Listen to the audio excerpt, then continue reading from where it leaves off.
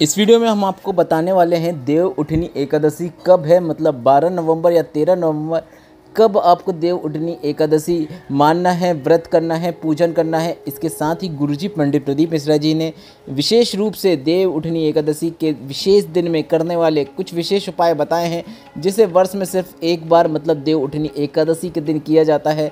उन उपायों की जानकारी भी हम आपको इस वीडियो के माध्यम से देने वाले हैं। सबसे पहले हम बात कर लेते हैं कि देव उठनी एकादशी कब है। कार्तिक मास में आने वाली शुक्ल पक्ष की एकादशी तिथि को हम देवोत्थान एकादशी या फिर देव उठनी एकादशी या प्रबोधिनी एकादशी के नाम से जानते हैं। यह एकादशी दीपावली के बाद आती है। धार्मिक मान्यताओं के अनुसार देव उठनी एकादशी के दिन भगवान विष्णु क्षीर सागर से 4 माह के शयन से जागते हैं। भगवान विष्णु शयन काल के 4 मास के बाद विवाह आदि के मांगलिक कार्य इस बीच नहीं होते हैं। देव उठनी एकादशी पर भगवान श्री हरि के जागने के बाद ही शुभ और मांगलिक कार्य किए जाते हैं। जो रुके हुए होते हैं वह फिर से शुरू हो जाते हैं। इसी दिन तुलसी जी का विवाह का भी आयोजन किया जाता है। तुलसी जी के पौधे और शालिग्राम भगवान जी का विवाह इस दिन किया जाता है। काफ़ी धूमधाम से किया जाता है क्योंकि तुलसी जी को विष्णु प्रिय हैं। इसलिए जब भगवान विष्णु जागते हैं तो सबसे पहले प्रार्थना वह हरिवल्लभा मतलब तुलसी जी की ही सुनते हैं। तुलसी विवाह का सीधा साधा अर्थ है कि तुलसी के माध्यम से भगवान विष्णु का आह्वान करना।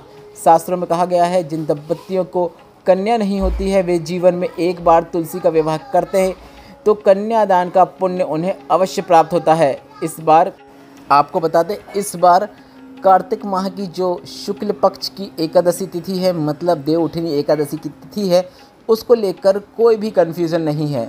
इस बार केवल एक ही दिन मतलब 12 नवंबर की देव उठनी एकादशी है। इसी दिन आपको व्रत करना है, इसी दिन आपको तुलसी विवाह करना है, इसी दिन आपको देव उठनी एकादशी का आप जो पूजन पाठ करते हैं वह करना है। 12 नवंबर को शाम को प्रदोष की तिथि भी शुरू हो जाएगी। ऐसे में 12 नवंबर की जो एकादशी है वह काफ़ी शुभ मानी जाएगी। इसके साथ ही हम आपको बता दें कि आप 12 नवंबर को जो पूजन का शुभ मुहूर्त है वह कब है। एकादशी का पूजन करने का जो शुभ मुहूर्त होता है वह हमेशा प्रदोष काल का होता है। तो आप शाम के 5:20 से रात्रि के 7 बजे के पहले पूजन कर लेंगे तो काफ़ी अच्छी बात है। इसके साथ ही हम आप बता दें, अशुभ काल में राहु काल को गिना जाता है और राहु काल का जो समय है वह दोपहर के 3 बजे से शाम के 4:30 बजे तक रहने वाला है। तो आप पूजन का समय भी समझ गए। प्रदोष काल में पूजन करनी है। पूजन का समय 5:20 के बाद शाम को शुरू हो जाएगा, जो 7 बजे तक रहने वाला है। तो 7 बजे के पहले आपको पूजन कर देना है या पूजन शुरू कर देना है। अब हम आपको गुरुजी पंडित प्रदीप मिश्रा जी के बताए वे उपाय बता देते हैं जो गुरुजी पंडित प्रदीप मिश्रा जी ने विशेष रूप से देव उठनी एकादशी मतलब देव उठनी 11 के दिन करने को कहा है। अब बढ़ते हैं पहले विशेष उपाय की ओर। आपको एक सिक्का लेना है। आप चाहो तो 1 का भी सिक्का ले सकते हैं।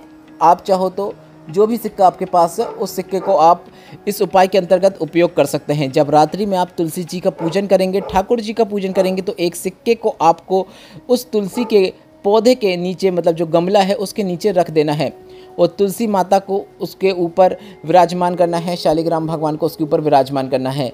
पूजन करें और पूजन आप जिस प्रकार से अपने धार्मिक मान्यताओं के अनुसार पूर्वजों के अनुसार करते आ रहे हैं उसी प्रकार से आपको पूजन करना है। और पूजन करने के बाद अगली सुबह जो रहेगी तो ब्रह्म मुहूर्त में आपको वो अपने देवता जब उठाएंगे तो आपको उस सिक्के को अपने पल्लू में डाल लेना है और हल्दी की कटोरी में आपको वह सिक्का रख देना है। इसके बाद उसे आप अपने व्यापार के स्थान पर या अपने घर की तिजोरी या फिर अपने अलमारी में रख सकते हैं। ऐसा करने से व्यापार ऐसा बढ़ेगा, धन संपदा ऐसी बढ़ेगी कि आप सोच भी नहीं सकते। गुरुजी पंडित प्रदीप मिश्रा जी को बताया काफ़ी सरल उपाय है। आपको शॉर्ट में बता देता हूँ। देव उठनी एकादशी के दिन जब आप तुलसी माता का पूजन करेंगे, शालिग्राम भगवान का पूजन करेंगे, जैसे पूजन करते हैं वैसे ही पूजन करना है। पर पूजन करने से पहले जब आप तुलसी माता के गमले को पूजन के स्थान में रखेंगे तो नीचे आपको सबसे पहले एक सिक्का रख देना है। उसके बाद उस सिक्के के ऊपर आपको तुलसी का पौधा या गमला जो भी आपके पास है उसे रखना है। इसके बाद पूजन कर दीजिए। अगले दिन जब सुबह ब्रह्म मुहूर्त होगा, जब आप अपने भगवान उठाएंगे तब आपको सिक्के को अपने पास उठाकर अपनी झोली में रख लेना है और उसे हल्दी की कटोरी या हल्दी की डब्बी मतलब किसी डब्बी में हल्दी भर लेना है और उसमें उस सिक्के को डाल के अपने व्यापार या अपने घर में अलमारी या तिजोरी में रख देना है। बस इतना ही करना है। धन संपदा से संबंधित या देव उठनी एकादशी का सबसे विशेष उपाय है। बढ़ते हैं दूसरे विशेष उपाय की ओर। घर में अगर पैसा नहीं आ रहा है, बहुत गरीबी चल रही है, बीमारियां घर में घेरी हुई हैं, तो आपको इस एकादशी में मंदिर में या फिर अपने घर में जहां पर भी आप पानी का पात्र रखते हैं, उस पानी के परिंदे के पास बैठकर 12 श्लोक का आपको स्वधा स्तोत्र का पाठ करना है। पितृदोष से आपको मुक्ति मिल जाती है। जीवन में समस्याएं हैं तो वह दूर होना शुरू हो जाती हैं। बढ़ते हैं तीसरे विशेष उपाय की ओर। गुरुजी पंडित प्रदीप मिश्रा जी ने ऐसे लड़के लड़की जिनका विवाह नहीं हो रहा है, विवाह में अड़चनें आ रही हैं, बात बार बार बनते बनते बिगड़ जाती है, 30, 35, 40 वर्ष के हो गए हैं, मांगलिक दोष या फिर किसी अन्य दोष के कारण विवाह नहीं हो पा रहा है, तो यह उपाय आपको करना है। ध्यान से सुनिएगा।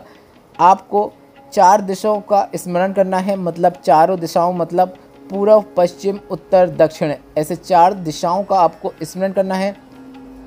हथेली में आपको आटे का दीपक रखना है। आटे का दीपक आप पहले से तैयार करके रख सकते हैं। उसमें आपको घी रखना है और उसमें आपको 4 बाती अलग अलग रखना है, मतलब चौमुखी दीपक आपको अपने हाथ में लेना है। अब इस दीपक में थोड़ा सा पीला चावल, जिसे आप हल्दी से पीला कर सकते हैं, उस दीपक में आपको डाल देना है। एक दीपक चौमुखी तैयार करना है। 4 बाती होना चाहिए। ऐसा नहीं करना है कि आपने एक बाती लगाई उसके दोनों साइड आपने लो प्रज्वलित कर दी, ऐसा नहीं करना है। 4 अलग अलग बातियाँ होना चाहिए। 4 बाती का दीपक प्रज्वलित करना है और उसके अंदर आपको पीला चावल, जिसे आप हल्दी से पीला करेंगे, उसे उस दीपक के अंदर डाल देना है। अब ध्यान रखें, दीपक जो लड़का या लड़की जिनका विवाह कराना है, उसी के हाथ में या उसी ही उस दीपक को उठाना है प्रज्वलित करने के बाद।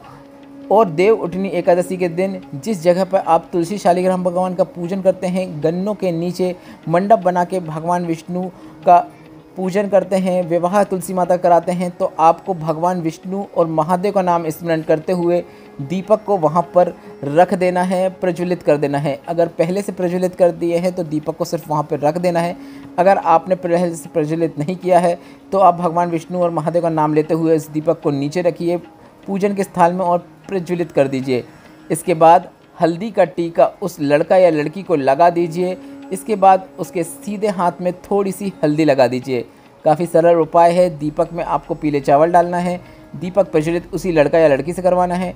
इसके बाद हल्दी का तिलक उस लड़का या लड़की के माथे में लगाना है जिनका विवाह कराना है। इसके बाद उनके सीधे हाथ में थोड़ी सी हल्दी लगा देना है। गुरुजी ने कहा 3 माह के अंदर उस लड़का या लड़की का विवाह तय हो जाता है, यह निश्चितता है। काफ़ी अच्छे रिश्ते की प्राप्ति होती है। यह उपाय आपको देव उठनी एकादशी के दिन करना है। यह शीघ्र विवाह का देव उठनी एकादशी का सबसे अच्छा और विशेष उपाय है। इस वीडियो में बताया गया उपाय से संबंधित कोई प्रश्न है तो ये प्रश्न आप कमेंट बॉक्स के जरिए पूछ सकते हैं। मेरे द्वारा दी गई जानकारी अगर आपको थोड़ी सी भी उपयोगी लगी हो तो वीडियो को लाइक करके चैनल को सब्सक्राइब करना मत भूलिएगा। श्री शिवाय नमस्तुभ्यम। हर हर महादेव।